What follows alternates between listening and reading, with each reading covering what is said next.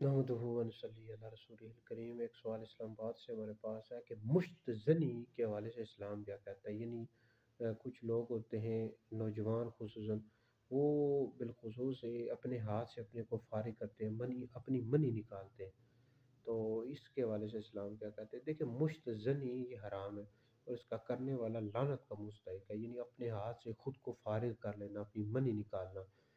تو اس کا حل یہ ہوتا ہے کہ نکاح کریں۔ اسلام اس حوالے سے ہمیں یہی کہتا ہے کہ نکاح کریں۔ بخاری شریف میں حدیث ہے، نبی کریم علیہ السلام نے فرمایا، اے نوجوانوں کے گروہ، تم میں سے جس سے استطاعت رکھتا ہے اس کو چاہیے نکاح کرے، کیونکہ نکاح جو ہوتا ہے پریشان نظری اور بدکاری سے روکنے کا سب سے بہترین طریقہ ہے، اور جس سے ممکن نہ ہو تو وہ روزے رکھے۔ روزے جو ہوتے ہیں نا شہوت کو توڑتے ہیں، مفہوم عرض کیا، بخاری میں حدیث موجود ہے۔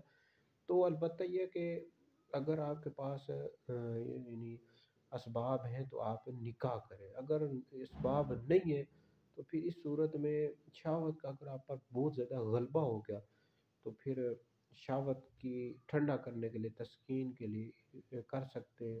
امید یہ ہے کہ اللہ تعالیٰ پکڑ نہیں کرے گا۔ تو بہرحال یہ ہے کہ جو پھر مشت زنی کرے اس کے لیے پھر یہ ہے کہ وہ شادی شدہ نہ ہو، اور شہوت کا اس پر اتنا زیادہ غلبہ ہو گیا کہ اگر وہ نہیں کرے گا تو زنا کر دے گا معاذ اللہ، یا پھر لوڑنا بازی کر دے گا، تو پھر اس صورت میں اس کی اجازت ہے۔ لیکن بہرحال یہ حرام ہے، یہ نہیں کر سکتے، اس کی اجازت نہیں۔ اس کا حال یہ ہے کہ آپ نکاح کریں۔ اسلام جو ہے نکاح کو فروغ دیتا ہے کہ آپ نکاح کریں، نکاح کے حوالے سے ہمیں بتاتا ہے، اس کے فوائد بھی ہیں۔ تو بہرحال یہ نہیں کر سکتے۔